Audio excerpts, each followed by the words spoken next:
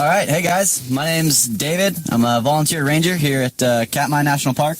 I'm here with our bear monitor, Ranger Leslie. We're going to be doing a live chat for the next hour or so. If you're not familiar with the live chat setup, we'll kind of talk about the bear monitoring program. I'll ask Leslie some questions about her work. And at the second half, we'll open up to questions from the audience, and you'll have a chance to answer some of the burning questions that some of our cam viewers have for you. So I'm a volunteer ranger. I'm on an internship with the SCA, that's the Student Conservation Association. That's an organization that puts students and recent graduates all over the country in places like national parks, national forests, and kind of gets them started with those kinds of organizations. So that's how I'm getting my start with the Park Service. I think people might be interested to know, how did you get your start? I got my start working for a grad student at Glacier Bay, so I was hired through a university, and then I knew I wanted to get into the Park Service and work for them, so I decided to volunteer after that in their resource management division, and that got me bear experience and fisheries experience, and from that was able to be hired the following season, and yes, one experience has led to another, and here I am today. That's awesome. And so you've been the Brooks Camp Bear Monitor for... this is my fourth year. Fourth year. Yep. Okay. Very cool. So if you're wanting to get into the Park Service, wanting to have an awesome job like Leslie's, volunteer. That's the place to start, it seems like. And it definitely, yeah. It gets your foot in the door, gets to make sure you know that this is the correct field of work for you, because there's definitely some challenges and remote places to be. Definitely. So we can kind of get started. It might be worth going over kind of an overview. What exactly is the work you do? How do you monitor the bear? You go each day. How often do you do your monitoring sessions? Sure. So the bear monitoring, just in general, is looking at how the bears are using Brooks River throughout the day, and how many individuals are using the river each season. And that's sort of broken into a July season and then a fall season, which is mostly September, but into October as well. And so for about 5 hours each day, and that's broken down into a couple different shifts, I will be out on one of the platforms, counting the number of bears and recording how they're using the river. And this will be done through a scan sample. So every 10 minutes, I will count at that instant the number of bears. If I can identify those bears, I will, and then record, are they fishing, eating fish, are they playing, how are they using the river? And to go along with that, I'll count the number of people, the number of other sort of man-made noises that might be occurring, such as planes or vehicles that might be driving by during that 10-minute scan. So we can kind of get an idea as to how both people and bears are using the river together. Very cool. And so this is actually one of the locations where you do those scans. Exactly. Yep. Lower river here, and right. And I do another one at the Cup Bank, which is a little tree stand. So that's a great opportunity to get more of an opportunity to view the bears when there isn't a viewing platform and potentially a bunch of people all kind of surrounding or making noises. It's a place to kind of get more of a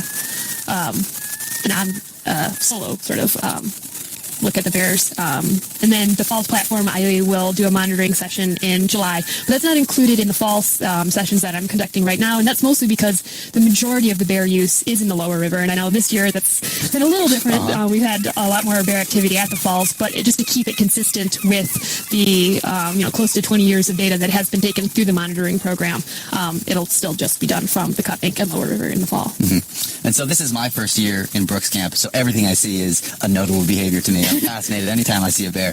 You've been here 4 years. Is there anything you've seen this season that's been, maybe worth mentioning, worth talking about? Yes, there's several different things kind of pop up into my mind when you ask me that question.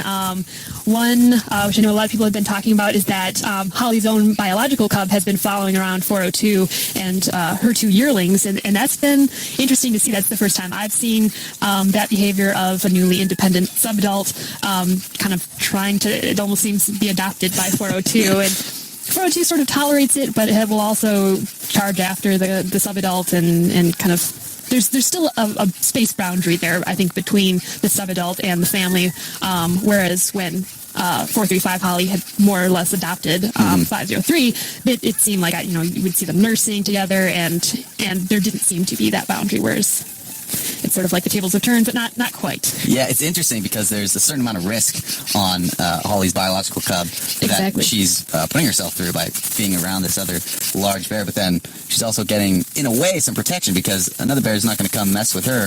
Is not as likely to if there's another big bear around. Exactly. Yes. Very smart move on her part, it seems. Yeah, it'll be interesting to kind of see how that plays out in the future as well. Yeah. But it's lasted for a long time, since July, so. Yep. Very interesting. Yeah. We'll have to see how that all plays out. So you mentioned that we've been doing, the park has been doing bear monitoring for about 20 years. What are some of the benefits of having such a long-term set of data for that? It's great for looking at trends. Like for the past, I'd say maybe 5 years now, we've sort of been seeing fewer individuals using Brooks River, individual bears, that is. But since we have such a large data set that goes back 20 years, and then even more data beyond that, it was just collected a little bit differently. But we're able to then see patterns, to see that just because the number of individuals that are using the river now has been declining, it's not any less than it has been seen within the past 20 years, and that it's all part of a cycle that is probably not a reason to be concerned over. But it just allows us to see trends, and rather than little snapshots of what's going on, and just to look at how people are using the river through time. It's for management. Like, should we be trying to use fewer vehicles around the area? Does that disturb the bears? We're just better able to see these trends as opposed to just kind of rare occurrences that don't necessarily have an impact. Right. So not only can we see like what was the impact on that individual bear, we can see you've got you mentioned that populations can change over time, and it's kind of a natural fluctuation. And if anybody's watching has seen the Bear ID book, in the new edition this year, we've got some of that information in the Bear ID book. Back to, I believe, 2000, the number of bears that we've seen use the river, put into a graph, so you can see this fluctuation of the bears here. Mm-hmm. What can you tell us about where are we at now compared to previous years? Do we know why that fluctuation occurs? Well, that's something I'm hoping to figure out. I will be starting grad school in January, and that will be my project, is to take the data set that's been collected and look at the trends, the population, the numbers, look at ratios between males, females, sows with cubs, subadults, and then to look at different factors that might be causing those fluctuations or just might be influencing. Is it perhaps visitation or people usage? Is it the salmon run, which can have a huge effect on the amount of food available to the bears? What other sort of factors could be causing that influence? So I'd say more to come. We'll hopefully be able to be answered once I start looking further into this data. Right now it's been collected, but it doesn't always get the opportunity to be analyzed during the winter, depending on how staffing has been. Right. And from that information, as you continue to do your research, I think what I would think is that we'll be able to learn, how can we then protect these animals? What do we need to do to make sure that they can continue to survive and continue to have a large population of bears here? Exactly, yeah. And it's just through that simple looking at those graphs that have showed the population in time that has led to my question and doing graduate work. And that's a great way to also allows us to ask questions, which then will lead to hopefully somebody taking the time to research and find an answer to it. So definitely, with more research comes many more questions. Awesome. So what we do know is that, at least to some extent, bear populations and bears surviving is going to be tied to salmon, because that's their main food source, at least here. Mm-hmm. We've had a pretty strong salmon run this year. I believe the last count was 1.8 million in the Neck River. Salmon also continued to swim up the river after the counting towers were closed. We saw salmon continue to enter the Brooks River. That would imply that perhaps salmon were continuing through the Neck River as well. Have you seen any differences in bear behavior this season? Have they adapted well to not only the large salmon run, but there's also been really high water this year? Have you seen any differences in behavior to that regard? Yes, I would say, the high water has definitely been a notable factor. It's the highest I think a lot of people have seen for several years. And I would say it seemed like at the falls there were fewer bears fishing in the jacuzzi, at least consistently. We saw like 856 and 747 seems to almost want to go to and fish over there as opposed to the jacuzzi. And I can't say for sure why they would choose to do that, but it could just be that's how the salmon were moving. There were more fish that were jumping that Far Falls area and being a little bit more successful, but also just shallower water, and depending on how easy it was for them to sit in the jacuzzi and successful, it just seemed like that wasn't exactly the place this year to be fishing. And then throughout the lower river, especially in July, it just seemed like we didn't have as much of the dash and grab fishing. They almost had to go more for the snorkeling and picking up dead fish in July. Any bears that wanted to fish below the falls, just because there was such a large water column, the bears couldn't easily move through it to fish and catch any of the to catch a big school of fish or hope to stun at least one of the fish. And then for the advantage of the salmon was that they just had a bigger water column to move through, so they can escape a lot easier. So more places to run, to swim off to. Exactly. And so, perhaps that just made the Brooks River a little bit less desirable for bears that wanted to fish in a more protected area, like below the falls. It just may not have been as a successful place for them. So they might have tried to fish elsewhere. And we did see relatively the same number. We saw 32 bears in July. At least that was what the monitoring session recorded as having that number of individuals. And that was, I think we had seen maybe around 33 or 36 or something last year in July. So it's about the same, but perhaps a little on the low side, and that could just be one of the reasons, was just there might have been more advantageous streams to be fishing if you were a sow cub or a young subadult or something like that just couldn't handle the big boys at the falls. So we're seeing bears adapt to changing conditions. Really is kind of shows how well they can survive in a number of different environments. So they can adapt to changes. Saw about the same amount of bears, but maybe using the river a little bit differently. Yeah, exactly. So along with that, you mentioned we haven't seen maybe as many at the falls, at least all at one time. There's always a lot of competition on this river. Have you seen any bears in particular be more successful this year than you have in years past, or the opposite of that? Have you seen any be less successful than in years past? Well, it was very interesting watching 128 kind of dominate sort of the platform side of the falls. So I'd say she definitely kind of made that work for her. She really stepped up in raising the cubs and being very protective and defensive over them. So I'd say, yeah, she made that work for her. Otherwise, I mean, yeah, like 480 Otis was there in his corner doing his thing. So I'd say, yeah, a lot of the bears still who did show up, they made it work for them. And we've seen, yeah, bears definitely put on the weight and the pounds that they need to for the fall. So actually, this is just a question that I've been wanting to ask. Does 480, does he look, now that you've mentioned him, does he look larger than in previous years? Is he always that large? He has definitely gotten to the epic proportions that he is. But I'd say he did a fine job for himself this year, and he did so pretty quickly. It seems like in years past he showed up pretty skinny and had to work for every pound, whereas I think he's just kind of come into a groove and knows what works for him. And yeah, he's done well. And I wonder if that maybe could be related to a strong silver salmon run. We saw a lot of silver salmon coming through the river and jumping the falls. Really, they're still jumping the falls to some extent, which is not something I expected to see.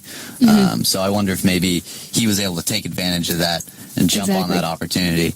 Exactly, yeah, that worked well for him this year. It sure did, yeah. Okay, so kind of my last take home of the bear monitoring program is just, why do you do it? Why is it important? What can we learn? It is important for Katma because as a national park, our mission statement is to preserve a large bear population, and this is one of the best ways to just go about is to just do a count. What are we seeing, and what are we seeing through time? Are we maintaining that, and what can be done differently to perhaps to help maintain that? So that's the big reason. Why I personally do it is just like the love of watching the bears and getting to see them sort of grow, develop how they use the river, getting to know them, getting to also just spend time with other people that are out on the platforms and working with people. It's great to kind of be able to share enthusiasm and what I see and what other people see. It's a fun experience, so it keeps me coming back. It is pretty wonderful to have this experience and then also be able to share it with people who are also very excited about it. Definitely, yeah. I can go share stories even if somebody missed out on something. It's easy to catch up on, and it also helps, as I'd mentioned before, just in knowing that how the park is being managed, that it is being done well in order to keep the large bear population, and that's why we have some of the rules, such as the 50-yard rule. Not, it is just to try to keep humans safer from, keep a nice buffer distance, but it also is in order to try to keep that bear feeling comfortable enough to continue using the river. And that, yes, it's not just about us, it's about them as well. This is the bears' home. Right. We're here visiting. Exactly. Yeah. So we'd like to, turn things over to questions for now. I'm going to start off with a question that I've been wondering about as well. I know I'm getting like the prime access to questioning for Leslie. But I think it's a question that a lot of the audience members have been wondering. 435's biological cub, do we have a number? We do now, yes. So this is her year to get numbered. And so this year was, in the progression of things, would be a 700s sort of number. And we already have, a 700 that's been seen at least within the past few years, and like a 708. So 710s this year were the number to start with. And what pulled out, there were 3 bears that got numbered from July. And 435's subadult gets the number 719. 719. I like how you... Sorry, I had to lead up to everything. Yep, a lot of anticipation with that one. So 719, we can start calling that bear 719. It'll be a lot less confusing than all the other things we've been calling it. Right, at least there's that consistency now. Yes.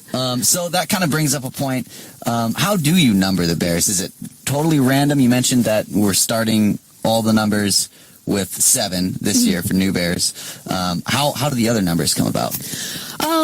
Right. So yeah, each year we will try to go for new hundreds number. So next year we'll be numbering in the 800s, and we pick numbers that haven't either been used before, or if it has been used before, that bear hasn't been seen in the past 5 years. So then we'll recycle the number. And just for the sake of consistency, I try to kind of give them a little space from other bears that might have been numbered, and also just to be able to number them, any new bears, relatively sequentially, and that way, in going back and looking through years past, we can tell how many bears were numbered that year, how many were sort of new, I guess you could say, and that kind of gives us an idea as to the influx of bears, new bears, and not just the same sort of consistent ones that we see regularly. Cool. So you mentioned that there's been 3 bears that have been given numbers. Yeah.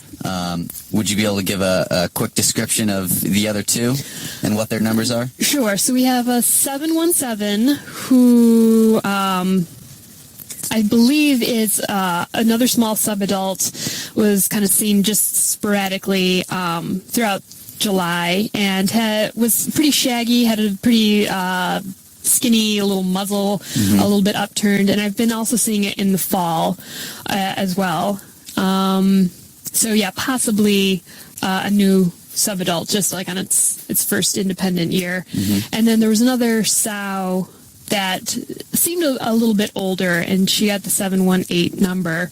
And that might have just been her first year kind of wandering in here, or first like consistent sightings here, or it is just possible that we can't always recognize bears from year to year, and Right. in that case, the bears will just get new numbers. It's most important just to say, like, okay, we've had this many individuals, regardless of what number they have received in years past. It is great to be able to follow stories such as Holly and 4 through 5, and to be able to tell ages, but it's unfortunately not always possible just to be able to ID them and follow them, especially subadults. They change so much. So hopefully we can recognize this 717 bear in years to come, but it may show up next year looking completely different. Getting a new number. Exactly. So very funny. Okay, so then there's also been some bears that we've seen along the river. I talked to you a little bit about this already before we started the broadcast. There's a bear that we've been calling not 274. It turns out that is a bear that already has a number. Could you speak to that a little bit? Okay, yeah, I believe we're talking about 68, and that was a bear that has normally been seen in the fall.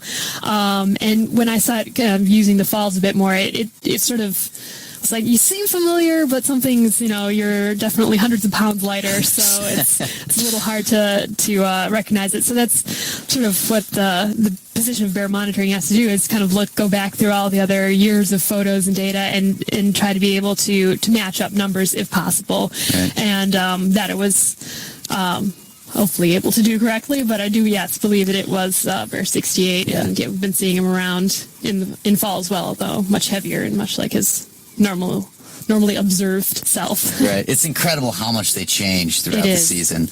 I've just now gotten a handle on identifying 68 in the fall. But I never would have guessed that was the same bear, the one that we had seen in July. Right, yeah. Amazing. Yes, coats being shed and not shed, and the weight gain is huge. Yeah. And then, okay, so another bear that we didn't have a number for, turns out already had a number. The sow we've been calling Charging Sow with 2 cubs. Yes. That is bear 504. She was not seen last year, at least it wasn't registered in the monitoring sessions, but the year before that, she was given that number of 504. So that was her sort of debut. And so, how familiar she is with the Brooks River area, can't really say for sure. She wasn't one of the usual suspects, so that may be a reason why she's just acting a little differently, a little less comfortable, it seems, with some either people and bears as well. And when she showed up in the beginning of the season, she was quite skinny. Exactly, yeah. But since then has been pretty successful, a little sporadic at times, but she's put on quite a bit of weight, and so have her cubs. Yes, yep. Yeah. Okay, so that's 3 more mysteries solved.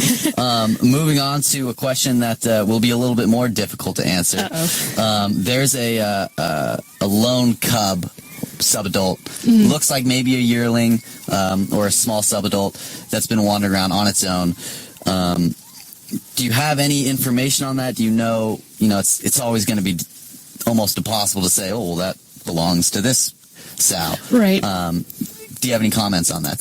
Right. Cub? Yeah, exactly. I have seen that. It's hard to say. It kind of looks like a yearling. Perhaps it's a very small 2-year-old subadult on its own. And as you had said, we just can't tell for sure. If we had genetic information from it and a whole bunch of the different sows, then we could maybe say that, oh, look, it's related to this sow. But we don't at this time. So can't really say. We haven't noticed any particular sow that has lost one. That at least this year that we've seen show up in July and is now down one that looks very much like that cub. Right. So it's hard to say. It could have just gotten separated from its mother in a different location and found itself here, and it's in fall. It's a great place to be, Brooks River. So if it can do well on its own, it might have a chance. So there was some talk about 94 because last year she was seen with 2 cubs. This year, 1, as far as I know. Maybe you could clear this up a little bit. I think there's been some confusion both on my part and on others. Did 94 show up with 2 cubs at the beginning of the season, or did she show up with just 1? I just saw her with 1 this year. But yes, last year she did have 2 spring cubs with her, sort of a light and dark one, and it's how cubs change. I can't say for sure which one that she currently has with it. So yeah, she is down 1, but can't say for sure whether or not that lone cub is hers or not. We've seen a lot of cubs this season. Definitely. I think the count that I have is 25. Does that sound about? It sounds about right. I try not to count cubs just because it can lead to terrible tears and stuff. So, do you have any? Have you sexed any of the cubs? Do you know whether or not they're male or female? I do try to. That can be very hard. Kind of have to wait till they urinate and just kind of see what end it comes out of. But yes, 94s is a male. 273s is a male. Some of the others, like 504, the dark one, I'm pretty sure is a male. And I think there's a few other ones that, like, if I see it, I'd note it and then have to go back and look at my notes. So the other sort of hard part is just being able to distinguish sets of cubs. And so you can remember that, like, okay, that particular cub is male or female. So it's first usually a matter of, big, medium, small, or light versus dark, and being able to kind of identify them and then tell what sex it is. Right. But those are the for sure ones. So there's a reason that bears don't get numbers until they're on their own. Exactly. So we talked a little bit about, remind me of the number, 435's. 719. Yep. 719. It'll still take me a few days. That's okay. 719 has been following around 402 and her family quite a bit. Yes. Do you have any, it's all just guessing at this point. Do you think that she'll follow her all the way to den? Do you think she'll at some point be chased off? Do you have any comments on this whole situation? It's very interesting. It is quite interesting, and yeah, as you mentioned, it is speculative. It's going to be guesswork. I don't know what she's planning, but it's an evil plan. Exactly. If I were to guess, I would say 719 would possibly try to follow and use 402 to her advantage to den. It seems like 402 isn't letting her that close to the family, though, so my guess would just be that maybe 719 will kind of den close by or just watch and observe and then go dig her own den. But there's no way of us to know for sure right now. But so 719 has a number. I've got a question here that says, what determines if a bear not only gets a number but a nickname? For example, Velcro, or for example, Bio Cub 719. What is the determining factor there? I would say it was definitely something that happened earlier in the monitoring, and it still sort of happens, like, until I number 719, it has to be recorded somehow, and that's how kind of nicknames form. How do you remember that cub? Right. It's the one with blonde hair. Exactly. They all have blonde hair. Exactly. Yeah. And you might see it doing some sort of weird characteristic or weird activity, so you'll just kind of come up with a nickname there, and sometimes the nicknames stick. That's sort of been getting away from a little bit as of more recently, but for the most part, they all get numbers, and it's easy for me to record a 3-digit number as opposed to a long nickname, and to continuously come up with nicknames, especially if a bear's only going to be seen for one season. Right. We don't know that yet. Wasted that really good nickname. Exactly, yeah. So, yeah, they will all get numbers. Some of them will get nicknames, and I might just use a nickname for my own personal use for a season. That is how it started. It was for the monitor's personal use, and then it just kind of grew from there. Right.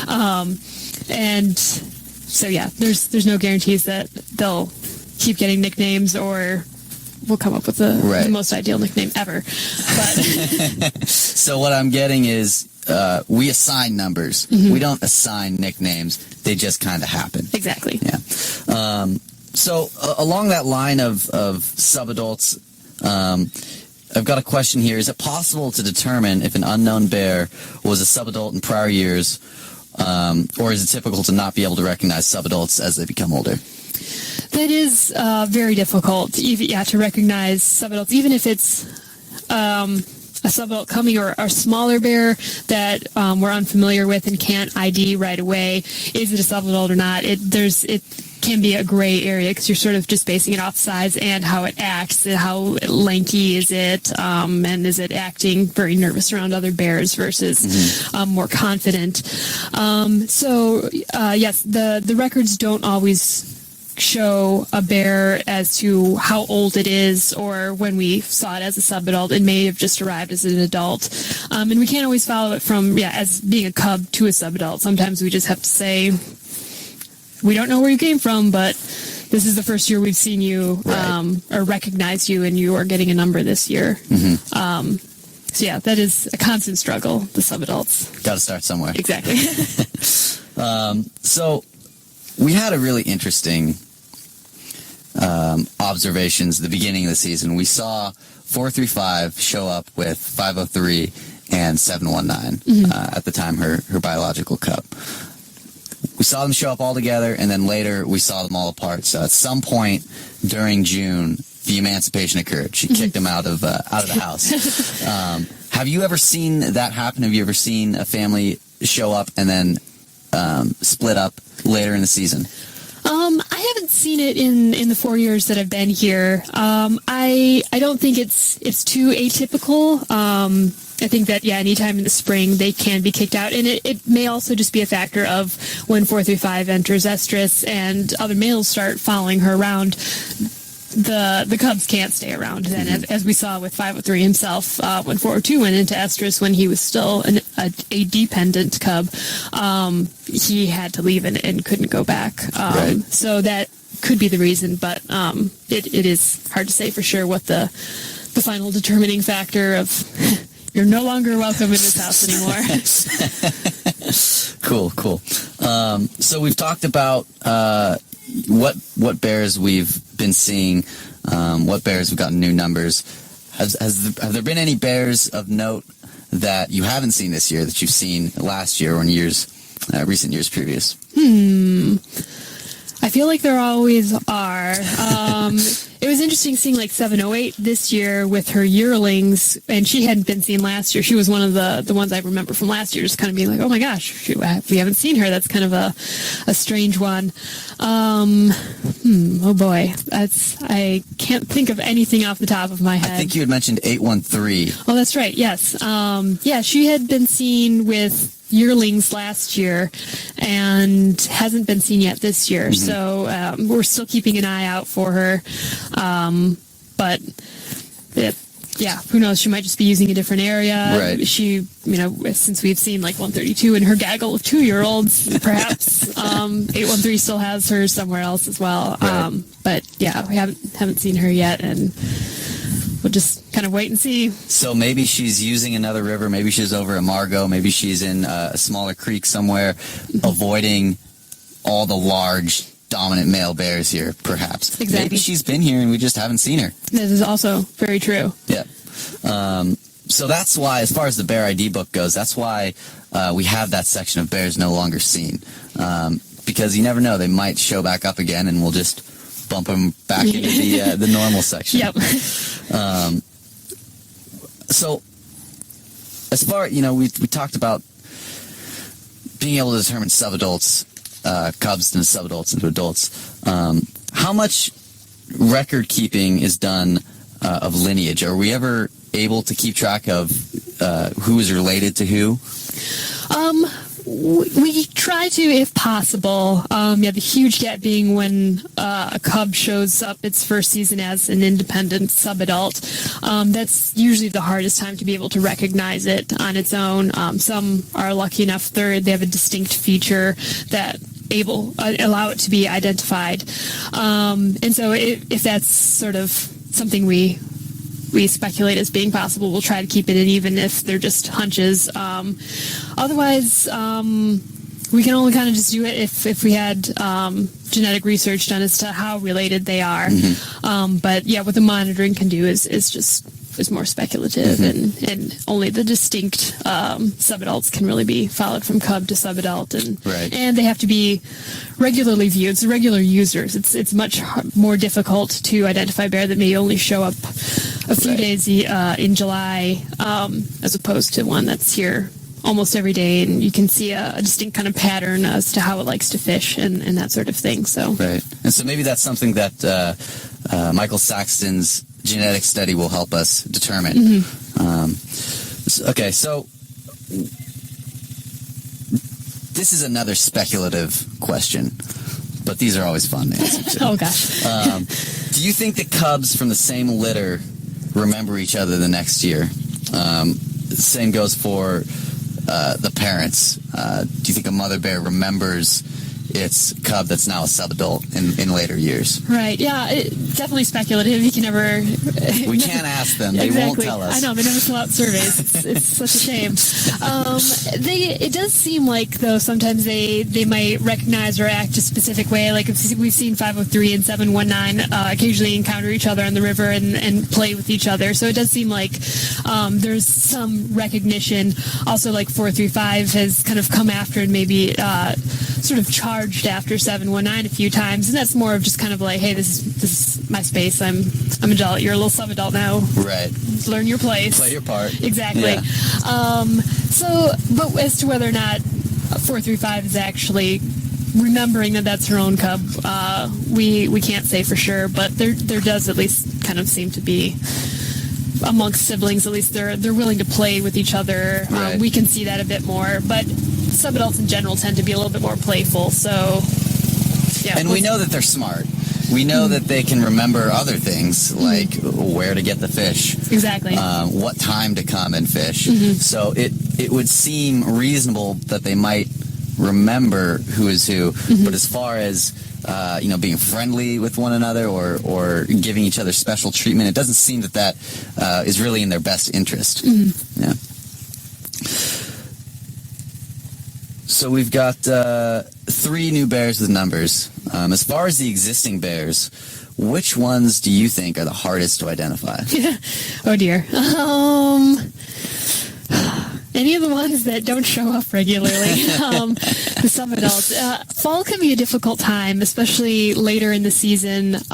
You get bears that like to come sort of either after camp closes and things have quieted down, and you can't always recognize them from July. So it's you don't have a big data set in your mind as to what that bear looked like from years before, and now they're just kind of showing up. So fall bears in general, and subadults changing all the time.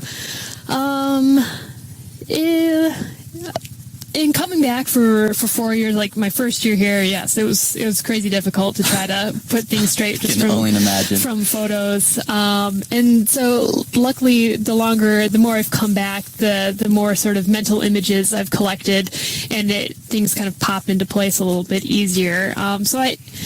It hasn't been too bad struggling with any particular bear, but usually whenever a bear first shows up, you're kind of going through your own little mental database of who could it be, size-wise, how's it fishing, coloration, all of that. So yeah, usually a bear first shows up, I'm binoculars to the face, and don't ask me questions, I don't know, I'm trying to figure this out. So that can be frustrating, I'd say. Sure. But yeah, luckily there hasn't been a particular bear, just all new bears in general.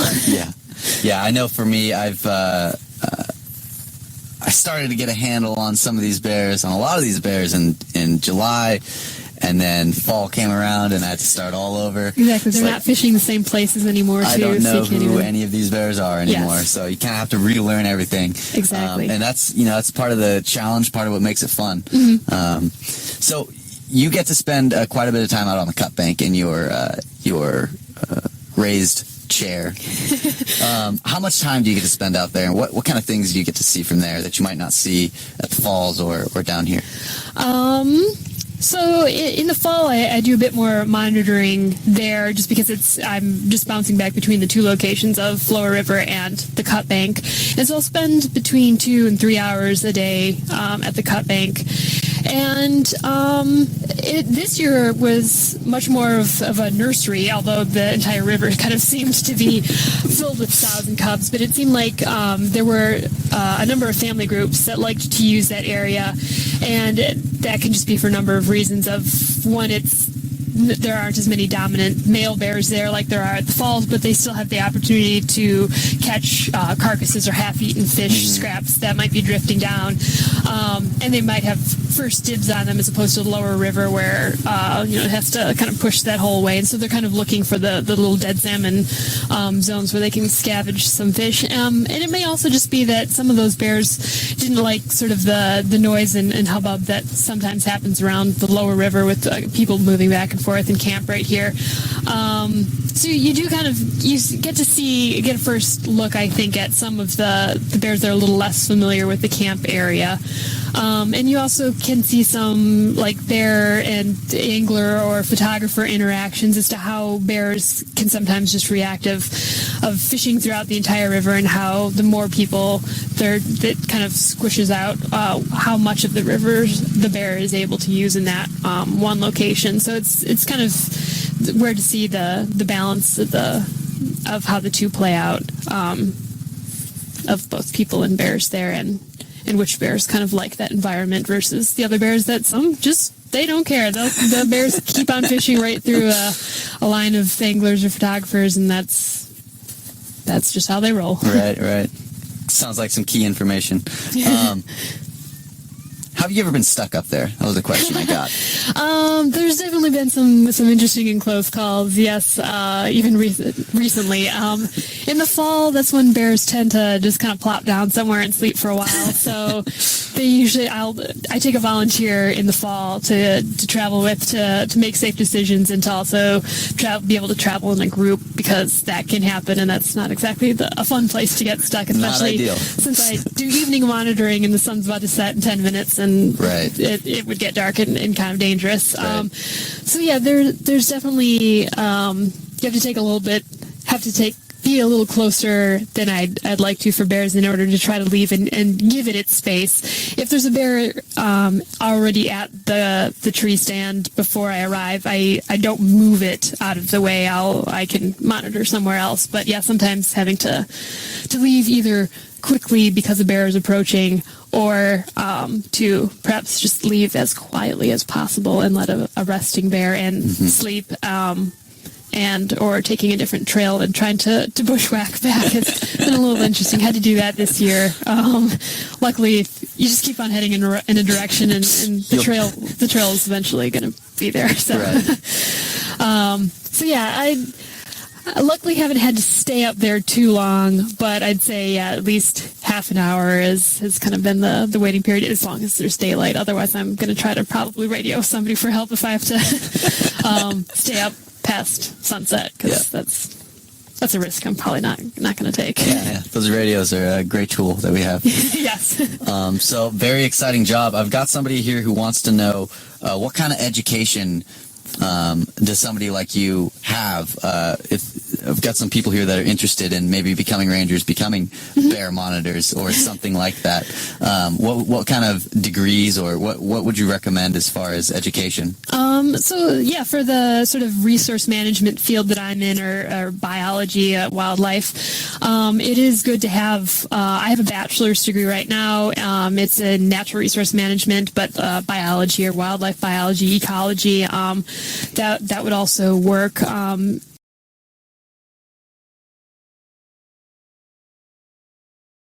I have so many credits of like biology course.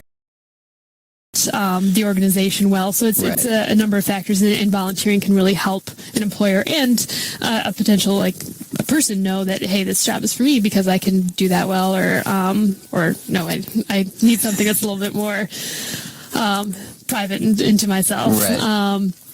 And then I think to go farther into the field of research these days, getting a master's and doctorate is becoming more important. And so that's what I am hoping to do in the future, starting this winter. And that'll help just to be able to take the data and actually start analyzing it and answering questions with it, as opposed to just being like the data collector. So education, one part of it, on the ground experience, another very valuable part of it. Definitely. Yeah. Yep. We've talked a lot about younger bears. We got a question here about one of our older bears, 410. Yes. Is she the longest documented bear at Brooks Falls? And it says, it blows my mind that she's still actively courted. Yes. Us too. Yes, indeed. You just gotta love her. She's a trooper. There might have been, I think, one other bear, Cinnamon. It was before I came here that I believe was older, recorded as being older than she was. However, currently, yes, she is the oldest documented bear, and yeah, she keeps on rocking it. So there's no way to say when she's not going to come back. Yep. Which would be sad. Have you seen her back in fall? Yes. Okay. Yeah. So that's been good. She's been in the lower river kind of doing her thing and taking nice long naps, which she so enjoys. Nothing's changed. Yeah. If you want more information on Cinnamon, that's in the Bear ID book. You can check that out as well. You can download that just below the video screen, between the video screen and the chat. So we're getting to be starting to run out of time here. It'd be cool to talk about, some of those under the radar bears. There's a long list of bears that people are wondering about here, but we won't be able to cover them all. But have we seen 500, 813, 602? Are there any bears that we don't see all the time that you can think of off the top of your head that have showed up this year? Right. 500 did make the stands in July, but not very consistently. And I think I just for an evening. Been around, but yeah, it's definitely under the radar this year. Not like her first year as a sub-adult, and that happens. That's typical that a bear will show up one year and then just kind of not be as present, or it may never have been a very well-known bear or even kind of made it into the ID book. But all of a sudden, if it's a female and shows up with cubs, it's in the spotlight now because everyone likes to follow a cute furry cub. So Right. So yeah, that's how you can kind of get the 504s that were under the radar before, but are now very much in the radar, and that'll also just kind of depend on how the bears want to use either this river or the surrounding area, and that would be my guess as to what 500 has been up to, just kind of using other streams and exploring the area since it's all kind of new to her. Right. So I just kind of switched over to the chat board. So I wanted to grab a couple questions there before we leave. Up to now, I've been grabbing questions from that pre-made document where people were putting questions in. There's some people that are wondering about 814. That is a bear that we haven't seen recently. We believe may have been the dead bear we found behind the falls. Do you have any, were you able to see those photos of the teeth? I did see, yes. Yeah, it is hard to say for sure, especially because, we couldn't take any sort of genetic sample, and it wasn't a cause of death also. Wasn't very obvious. Right. But I haven't seen him in fall, and so he's one that usually will show up. So the best we can do is just kind of keep on waiting and see if we see him. I can't say definitively one way or another if it was or not, but since we haven't seen him, signs continue to point perhaps that it was. Right. So we'll become more and more sure Exactly. as time goes on. So another bear that people have been wondering about is 451. Early in the season, I think it was in July, I took a video of her from right here. It looked very much like her to you. Did you see, did you ever confirm that, yes, that was her? Did you ever see her again? Have you seen her this year? Right. Yeah, I haven't been able to confirm one way or another if she's been around. Haven't seen her in any of the scans. So yeah, hard to say if she's around or just using the river, a different river this season. So yeah, unfortunately, we'll never really know until if she shows back up. Right. Okay. So she may be, using another river. Maybe she was here and we haven't seen her. Have there been any... well, actually, have you seen 89? That's another bear that people have been wondering about quite a bit. I think I did see him closer to the falls when I was monitoring at the cut bank just recently. So I think he's around, but I don't believe he's made it into a scan yet. So he wouldn't officially be counted into the monitoring book for the fall session, because there are 2 sessions of July and fall. So we'll see. But I did see him in the fall at least. And so, how does a bear get registered? Do you have to see it a certain number of times? How does that work exactly? Right. A bear needs to be seen for the monitoring in order to be counted in 3 different sessions before it'll officially be recorded. And that's just because we're trying to get record bears that are regular users of Brooks River and not just ones that might kind of come or go. And it also gives the opportunity to, we have to be able to recognize the bear. And if we can't do it on 3 different occasions, we can't say for sure that is a specific bear.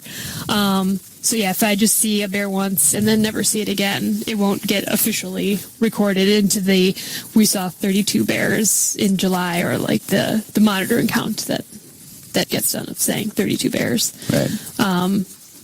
And so yeah, and there's the July count, and then there will be the fall count that will come out. And so far, I think I've seen around 25 recorded 25 individuals. I think it's about to go up soon, just because there've been some new bears that have started to show up, and so once again, they just need to make it into a couple more scan sessions before they'll officially be counted. Right on. Well, lots of exciting stuff today. Some mysteries have been solved. So thank you for joining us today. Thank you. I don't think we've ever gotten so many questions in a live chat this season, so we're going to have to try to get you on more often. Okay. It's been great. Thank you, everybody, for joining us, and we'll see you next time.